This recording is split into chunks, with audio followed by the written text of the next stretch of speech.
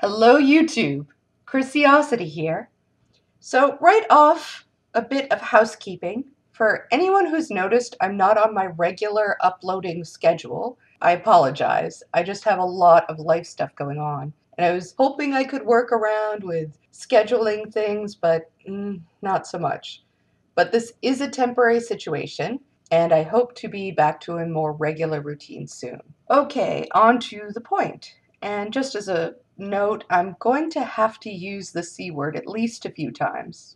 You know, the see you next Tuesday rhymes with punt, possibly some other slurs as well. And we'll be talking about violence. It could be rough, so just so people know. Now, in America, the C word is a slur. It's an anti-woman slur, a very nasty one. Also has very cisnormative connotations as well. Now, in other countries, such as the UK or Australia, it doesn't have the same impact. It's used more casually. This situation is great for misogynists and not so great for feminists, women, trans or non-binary peeps, and this is where I'm coming in. And I'm embarrassed to say, wanted to make this video a while and I've been chickening out, and I feel badly for that. But this is where I come in to ask male allies, feminists, really all men who like and respect women and trans people, to do us all a solid and stop using it, especially as an insult. Let's talk a little about the word itself. The C word has a very long history. It means the whole vagina and vulva type area, clitoris, the whole thing. The etiology is a matter of some dispute, which makes sense because of its age. Somewhere in the 13th century was the first recorded usage of it, where the street in London known for sex workers was named Grope Cunt Lane. It was used by Chaucer, referenced by Shakespeare, double entendre there, and it just referred to the body part at that point. Somewhere along the line, in the context of Christian sexual repression and just the overwhelming sexism of the age, the kind that didn't allow women to vote or inherit property, but did allow men to beat them with sticks, provided they were thumb-sized, it became a slur and was used as hate speech.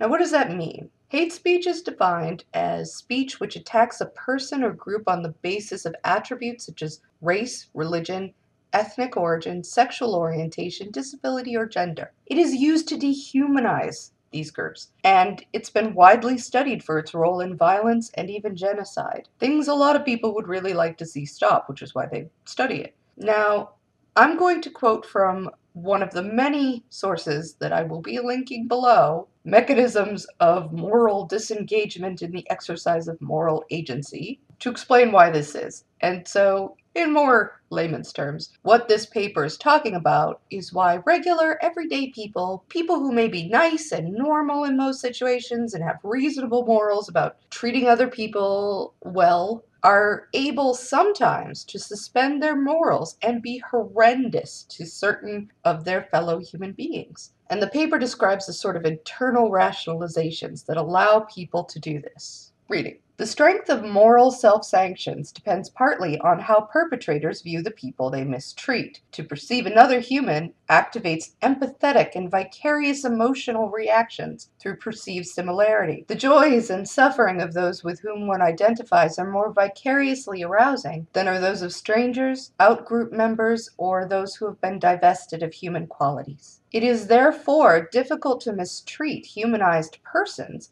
without risking personal distress and self-censure. Subhumans are regarded as not only lacking sensitivities, but as being influenceable only by harsh means. Self-censure for injurious conduct can be disengaged or blunted by dehumanization that divests people of human qualities or attributes bestial qualities to them. Once dehumanized, they are no longer viewed as persons with feelings, hopes, and concerns, but as subhuman objects. In experimental studies in which otherwise considerate people are given punitive power, they treat dehumanized individuals much more harshly than humanized ones. Dehumanization fosters different patterns of thought. People enlist moral justification for punitive conduct directed towards individuals who have been deprived of humanness, but they disavow punitive actions and condemn them on moral grounds toward individuals depicted in humanized terms. This is why hate speech is such an important precondition for violence and genocide. It's why in Vietnam we called our enemies Charlies and Gooks. It's why after Rwanda a pop star got a prison term,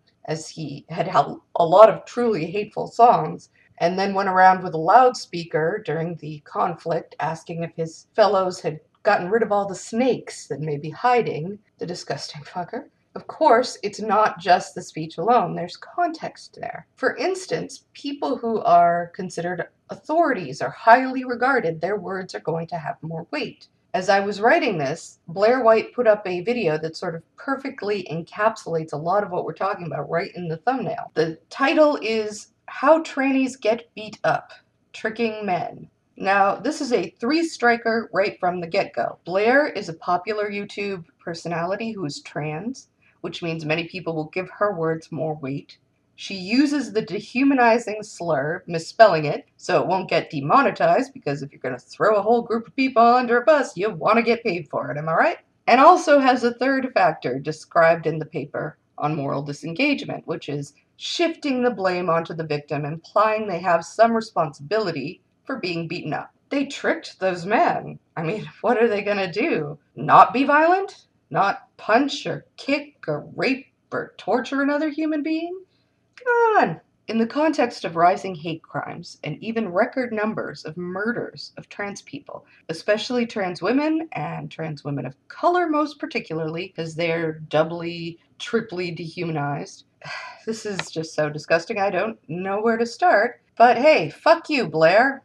Shifting back to the C word.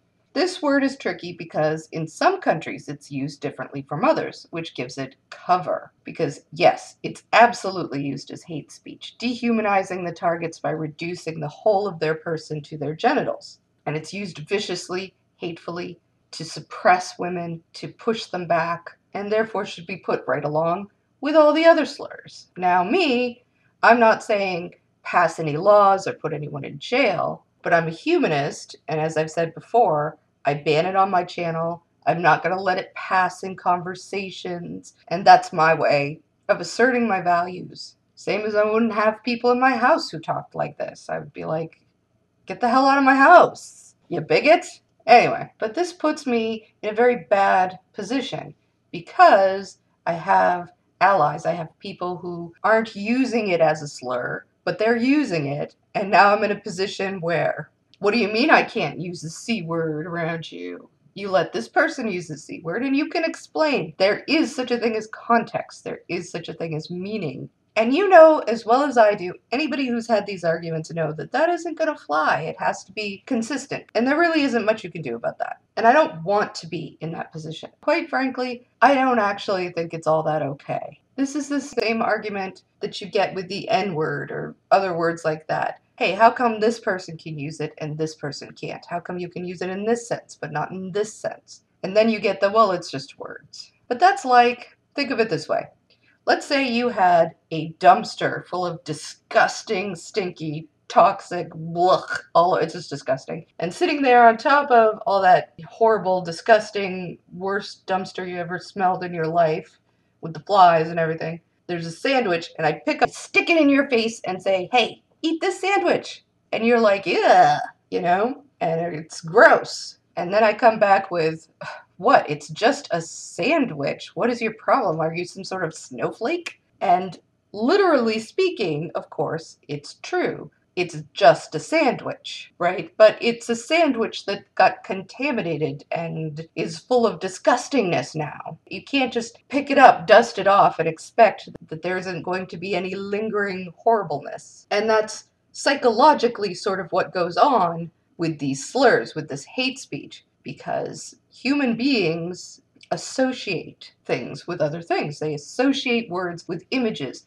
memories, etc., etc. That's how our brains work. That's why language works. It's why I don't have to sit there and think about every word that people say and can concentrate on it. I can just sort of sit there and take it all in, and I know what you're talking about. It's not a conscious thing. It's just something that's going on in my brain that I'm not even aware of. The words, the meanings, the images. It's why you can read stories and feel caught up in them. And so, of course, if you have a personal connection, if you have a personal stake in a particular word, image, or whatnot, you're going to have a stronger reaction. So think of it as being like the person who's standing right next to the dumpster and gets to smell it and see it and see how gross it is going to be more disgusted than someone who later on just gets told about it. They'll still be like, ew, yuck, that sounds gross, but it's not going to be as visceral for them. And so that's what we've got. We've the gross sandwich of the C word or the N word or the T word, any of these words. And we have some men using it to attack and dehumanize women, and other men telling women, oh, don't worry about it, it's no big deal, it's just a thing. Yeah, when they themselves are never going to be in a position of truly being harmed by it. It's never going to hurt them in the same way. You can call them that name, it's not going to connect, right? This is also why I'm all for people using a term in an attempt to reclaim it or to rob it of its power that has been used against them. If something has been used as a weapon against you, I think it's fair to try and blunt that weapon, turn it around, do whatever you feel is right to reclaim that humanity that's been taken away from you, or that someone has tried to take away from you using this word. But I don't think that means that people who never had the word used against them should feel as free to just use it as if it was nothing, because it's not nothing. These words still get used. Hate speech still gets used. Violence still occurs. People are still being killed. It's not okay. There's no sense in saying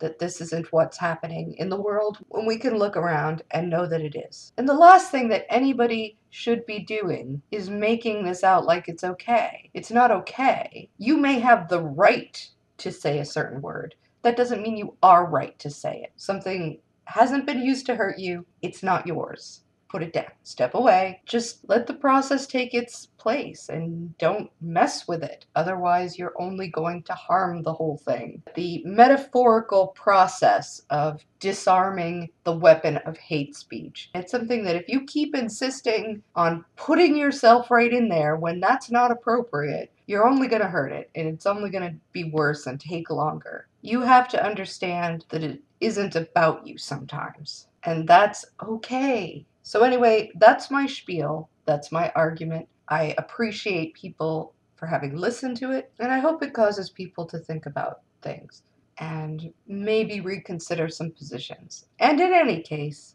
this has been Chrisiosity, and you know you liked it, so thumbs up, and you know you want more, so subscribe. Bye!